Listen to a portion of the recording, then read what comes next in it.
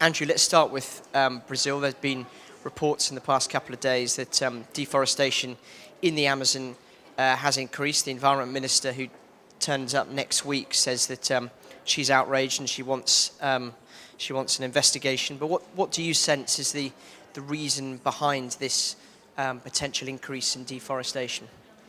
Well, I think the first thing we have to do is to put it in context, and that is that for the last 4 years, deforestation in Brazil has been falling very, very sharply, and it's gone down, around about 70% from where it used to be at an all-time high. In fact, probably slightly more than that. So Brazil has had a huge achievement in reducing deforestation, but it has gone up this year about 28%. And that's a worry. Now, why has that happened? Well, it could be that Brazil has weakened their forest conservation laws, the forest code last year, due to pressure from the farming community to allow them to regularize their farms. In the Amazon, you're supposed to keep about 80% of your farm as forest and only deforest 20%. Well, many of them have actually deforested 80% and have only kept 20%.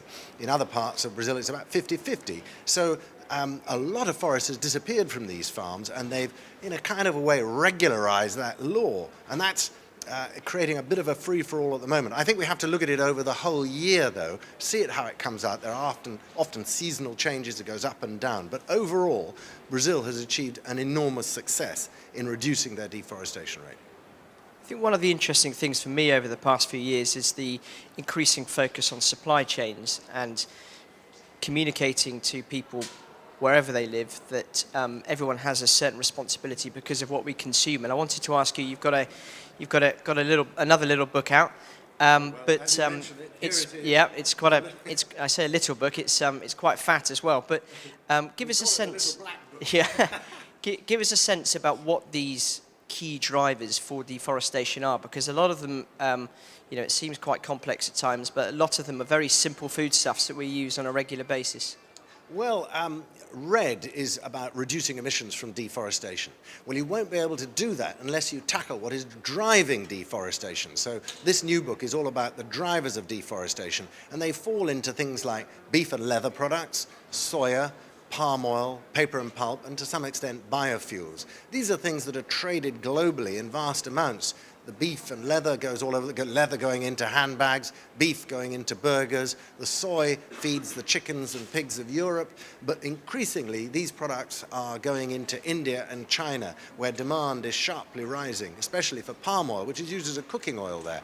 So to tackle deforestation, we have to understand these supply chains and what's driving them. Give us a sense. In the book, you've got a couple of nice graphics. I'm not sure whether you could get the one on based on the hamburger out now. It's hidden away near the back, I think. But we can probably just show it, put it across later. But why don't you just tell us a bit about, when you look at a hamburger, and you had a great analogy last year on an Amazon breakfast. An average hamburger, which someone just picks up, it actually derives what's inside. It comes from a variety of different sources. How does that, feed into the whole deforestation debate? Well, when you're tucking into a big burger, you wouldn't necessarily think you were taking a bite out of the Amazon or rainforest anywhere. But in fact, soya, for instance, which goes into the sauces, some of the soya goes into the flour that might be in the bun that you eat. Of course, the beef itself, not all of it's coming from Brazil by any means. It just depends in which country you happen to be eating your burger. But the beef, of course, palm oil also goes into it as well. And these products are literally traded from all around the world, but can end up in something as simple as a hamburger. But there are many other products, like driving in cars, sitting on leather seats. Those beautiful leather seats might have come all the way from cows in the Amazon. If you're using chocolate bars or using shampoo, that might contain palm oil, which has caused deforestation in Asia. And why does this occur? Well, it's because demand for these products is going up. And in the report that was just released by the IPCC, it's been recently leaked, that demand for these sorts of products and food is going to go up 14% every decade, whereas yields are probably going to go down by 1 to 2%. That means there's going to be a battle over land. And where land comes from and where it's available is in the tropics. That's where these crops go fast, and if you want more land, you can take it from a rainforest. So there's going to be more pressure for deforestation building over the next few years. That's why REDD needs to be a big success. That's why we need to understand about these supply chains, and we must make these supply chains deforestation free so that the food we eat isn't at the expense of rainforests. There are a number of the big multinationals, particularly Unilever, say they are making strides in trying to, use sustainable, as they call it, sustainable palm oil. What's your assessment of how serious big business is treating this issue in a sort of practical level?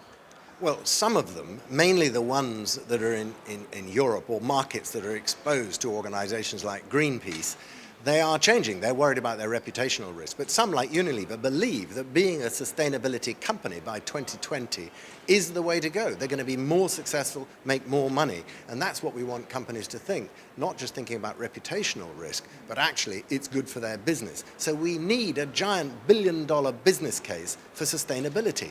And that is not strong enough at the moment. And this is where governments can help. Governments can help by saying, we're only going to buy the good stuff. We're only going to buy legal timber. We're only going to buy deforestation-free palm oil or soy. And in Europe, there's some discussion now to actually consider shutting the gates of Europe to illegally produced commodities that cause deforestation. It will take time. How to track them is difficult. But the world is changing, and these companies are waking up to that. Recently, just last year, the Consumer Goods Forum made a commitment to have deforestation-free supply chains by about 2020. Very hard to do that. We're all working along that path as to how it can happen.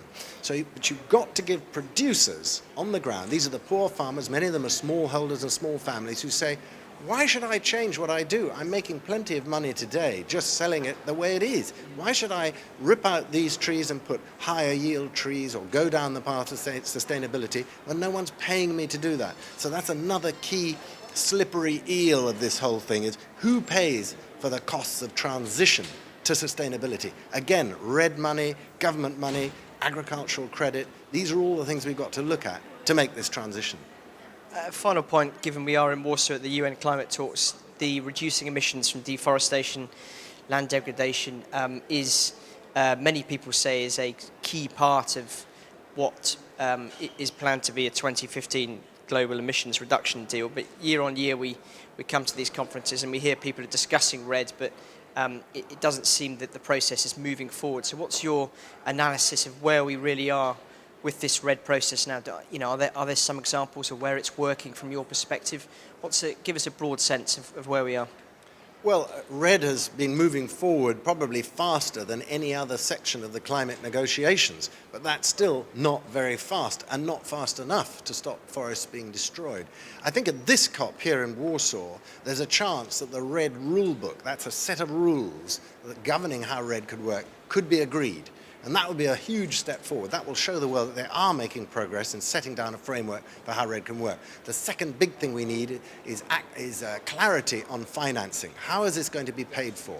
How will REDD be part of a 100 billion fund, the Green Fund, to pay for all of this and adapt to it and everything? How is REDD, where's that predictable finance coming from? I don't think they'll agree that at this COP, but in Peru next year, there's every chance they will. And then we need REDD nicely packaged up so it can fit in to the big agreement in 2015 in Paris, and then we can get going. Do you think, just picking up on what you said about Peru, do you think the fact that actually the next COP is in Peru might just help that, speed that process along with regards to forests? Well, Peru has fantastic forests. It's in Latin America, in the Amazon, Peruvian Amazon, and the Amazon, the biggest chunk of rainforest left on the planet. So yes, this will be a good place to be considering rainforests. And remember that reducing deforestation, which causes the emissions, the deforestation causes emissions that are second only to fossil fuels. It's the second biggest cause of emissions, burning trees to convert them for land. If you tackle that, it's the quickest, biggest and cheapest way to reduce emissions from going up into the atmosphere is to tackle deforestation. That position hasn't changed. We've just got to get on with it.